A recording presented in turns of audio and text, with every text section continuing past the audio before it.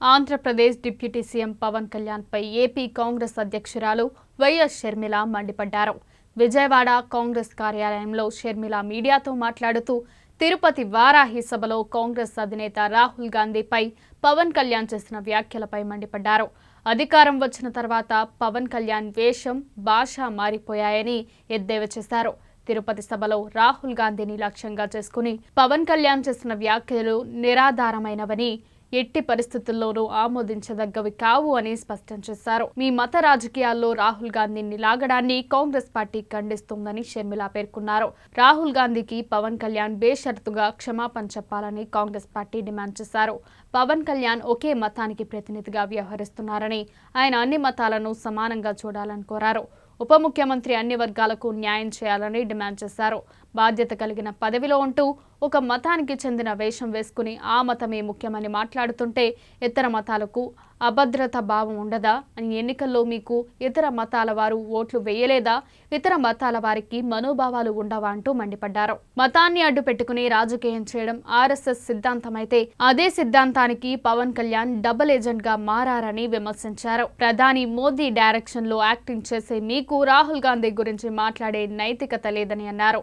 దేశంలో ప్రేమ, సమానత్వం, సోదరభావం పెంపొందించేందుకు రాహుల్ గాంధీ వేల కిలోమీటర్లు పాదయాత్ర చేశారని, అలాంటి వ్యక్తిపై వ్యాఖ్యానించడం తగదని, మీ స్థాయిని తగ్గించుకోవద్దని షర్మిల స్పష్టం చేశారు. రాహుల్ గాంధీ గారి గురించి మాట్లాడుతున్నారు అంటే ఈరోజు ఒక్కసారి పవన్ కళ్యాణ్ గారు మీరు ఒక్కసారి పరిశీలన చేసుకొని చూసుకోవాలి. అధికారం వచ్చిన తర్వాత మీ వేషం మారిపోయింది, మీ భాష మారిపోయింది.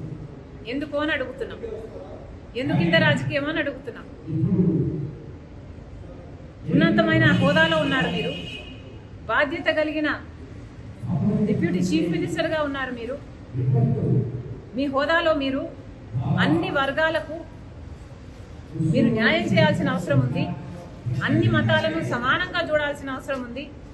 అలాంటి మీరు ఈరోజు ఒక మతమే ముఖ్యము అన్నట్టు మీరు వ్యవహరిస్తున్నారే, ఇదేమైనా పద్ధతిగా ఉందా?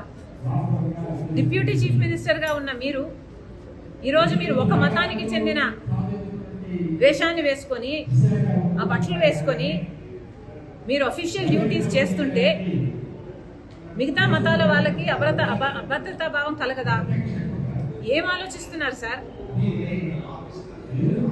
అసలు జనసేన పార్టీ అన్నది ఒక సెక్యులర్ పార్టీ అన్న ఉద్దేశం ఉండేది మాకు.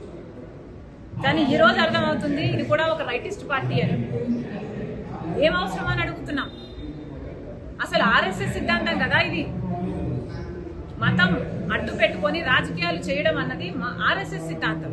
ఆ సిద్ధాంతాన్ని బీజేపీ అనుసరిస్తుంది అంటే అర్థం ఉంది. మీరెందుకు ఆ సిద్ధాంతాన్ని ఎత్తుకున్నారు? మీరు కూడా బీజేపీ లాగా ఏమైనా ఆర్ఎస్ఎస్ మీరు కూడా ఏజెంటా, డబుల్ ఏజెంటా? మోడీ డైరెక్షన్ లో కదా జరుగుతున్నది యాక్టింగ్ అంతా. మోడీ గారు డైరెక్ట్ చేస్తున్నారు, పవన్ కళ్యాణ్ గారు యాక్టర్ గా మారారు. ఎందుకని అడుగుతున్నాం. మీరా రాహుల్ గాంధీ గారి గురించి మాట్లాడేది? ఏమైంది సార్? మణిపూర్ లో క్రైస్తవుల ఊచకోత చేస్తే బీజేపీ పార్టీ, ఇదే మోడీ గారు ఎందుకు మాట్లాడలేదు మీరు? మరి ఇప్పుడు ఒక మతమే ముఖ్యం అన్నట్టు మీరు మాట్లాడుతున్నారే, మరి ఆ మతానికి చెందిన వాళ్ళు మనుషులు గారా? ఆ మతానికి చెందిన వాళ్ళు మీకు ఓట్లు వేయలేదా? మీరు రోజు ఒక హోదాలో ఉన్నారు, ఒక పదవిలో ఉన్నారు, కనీసం ఆలోచన కూడా లేకుండా మీరు మిగతా మతాలు ఏవి ఇంపార్టెంట్ కాదన్నట్టు ఒక మతాన్నే భుజాన వెతుకుంటే మరి మిగతా మతాల వాళ్ళంతా ఏమనుకోవాలండి మిమ్మల్ని? మీరా రాహుల్ గాంధీ గారి గురించి మాట్లాడేది? ఒక పక్క ఊచకోత జరుగుతుంటే ఇంకో పక్క రాహుల్ గాంధీ గారు బీజేపీ పార్టీ మణిపూర్ లో ఊచకోత చేస్తుంటే, గౌతరాలైనా దీనికి అంతటికీ కారణం బీజేపీ పార్టీ కాదా?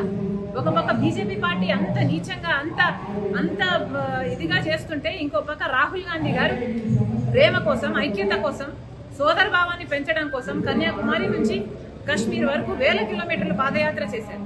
ఆయన గురించి మాట్లాడుతున్నారు మీరు అంటే మీ స్థాయిని మీరే దిగజార్చుకుంటున్నారు. Thank you.